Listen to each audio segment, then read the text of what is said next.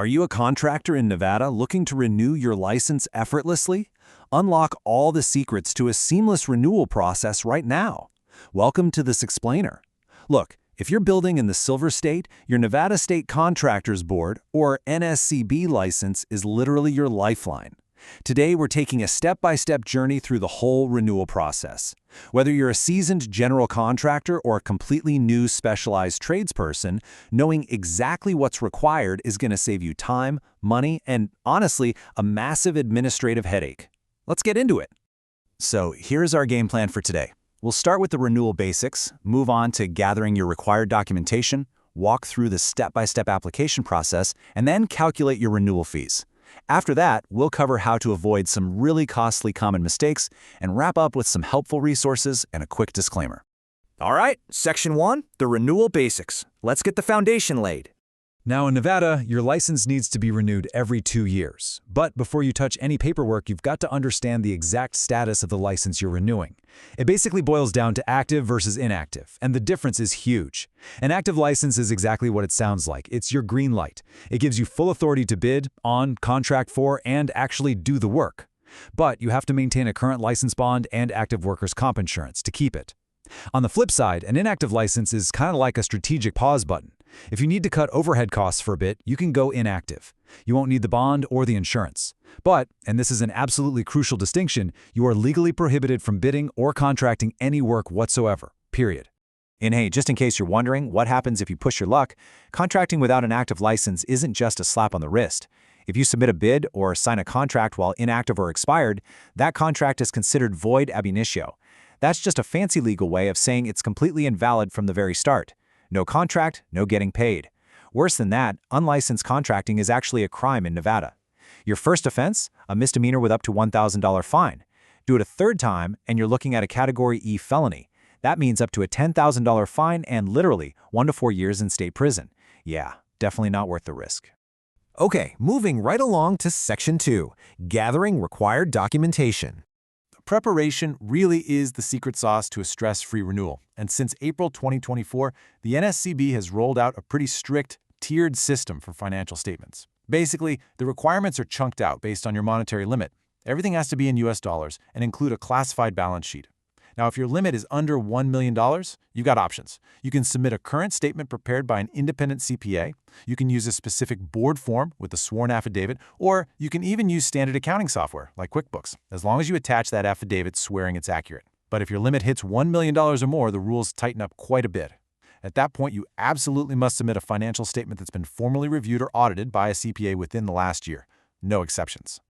Aside from the financials, you've got a checklist of other essential documents to pull together. First, you need an active Nevada Business ID from Silverflume, which is Nevada State Business Portal.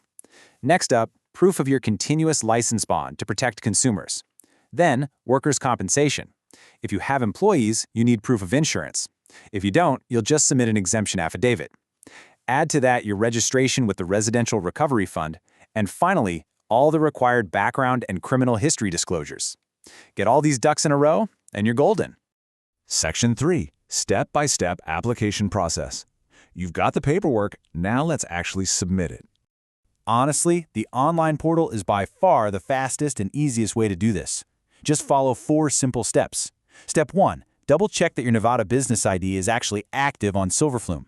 Step 2, log into the NSCB online registration portal. If it's your first time, you'll just create an account and link it up using your license number and that Silverflume ID. Step 3, fill out the online questionnaires. This is where you handle those background disclosures and child support statements and securely upload your digital documents. And finally, Step 4, just pay your fees with a credit card or electronic check. Boom, done. Now, maybe you're not a fan of online portals. That's totally fine. If you prefer the old-school route, you can absolutely do a manual paper submission. You just print out the application, gather up your physical documents like the CPA statements and reference certificates, and mail the whole shebang directly to the board with a check or money order. Just a heads up though, physical mail obviously takes longer, so you're going to want to send this off well before your expiration date. Next up, Section 4, calculating your renewal fees. Let's talk money. So what's the baseline cost here? Your standard biennial renewal fee is a flat $600. That covers your license for the next 2 full years, and it's the exact same price whether you apply online or mail it in. But you really need to watch out for the extra fees, because they can add up fast. If you miss your renewal deadline, you get slapped with a late fee that is exactly half of your standard renewal fee. So yep, that's an extra $300 right out the window. Also, if you use a cash bond instead of a surety bond, they charge a $200 administration fee, and you have to pay that with a totally separate check. Don't forget your residential recovery fund assessment, which fluctuates based on your business volume. And if your business entity is in default, you might have unpaid Secretary of State annual report fees hanging over your head too.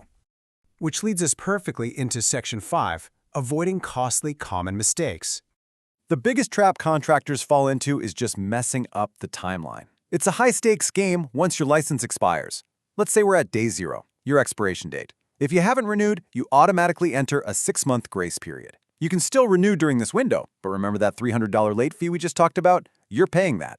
Plus, you cannot legally contract any work while you're expired. Now, if you hit month 6 and you still haven't renewed, your license is officially canceled. And there is no magic undo button for cancellation.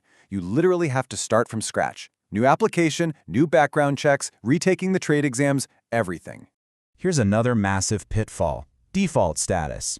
The NSCB portal actually talks directly to the Silverflume database. If your LLC or corporation forgets to file its annual reports with the Secretary of State, your entity drops into default status.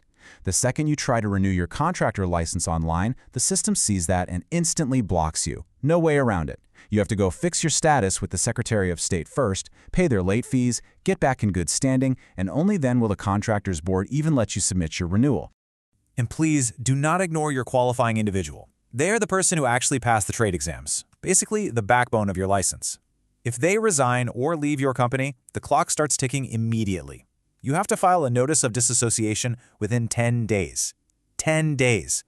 After that, you have exactly 30 days to either formally replace them or request an official extension. If you don't, your license faces automatic immediate suspension. All right, we're in the home stretch. Section 6, Resources and Final Disclaimer. Dealing with state bureaucracy can definitely feel a bit overwhelming, but you've got tools to help. Use the Silverflume Business Portal to manage your entity standing. The NSCB website is your central hub for the renewal portal and grabbing any forms you need. I also highly recommend finding a solid CPA who actually understands construction financials. It's a total game changer. And lastly, if you hold a master or journeyman card, make sure you're checking with your local municipalities, like Clark County or the City of Reno, for your specific continuing education requirements. Now, a quick but very important disclaimer for you all. This explainer is for informational purposes only. It's always best to consult directly with the Nevada State Contractors Board or a legal professional for the most accurate and up-to-date information regarding your specific situation. Regulations change, and your individual business structure might have its own unique requirements. So, what does this all mean for you? Are you ready to organize your financials and secure your Nevada contracting business for the next 2 years? Taking a proactive approach, getting your financials audited early, checking that Silverflume status, and staying on top of your deadlines turns what could be a massive regulatory headache into a simple, routine checklist. Stay compliant, stay protected, and keep building Nevada. Thanks so much for hanging out with me for this explainer, and I'll catch you in the next one.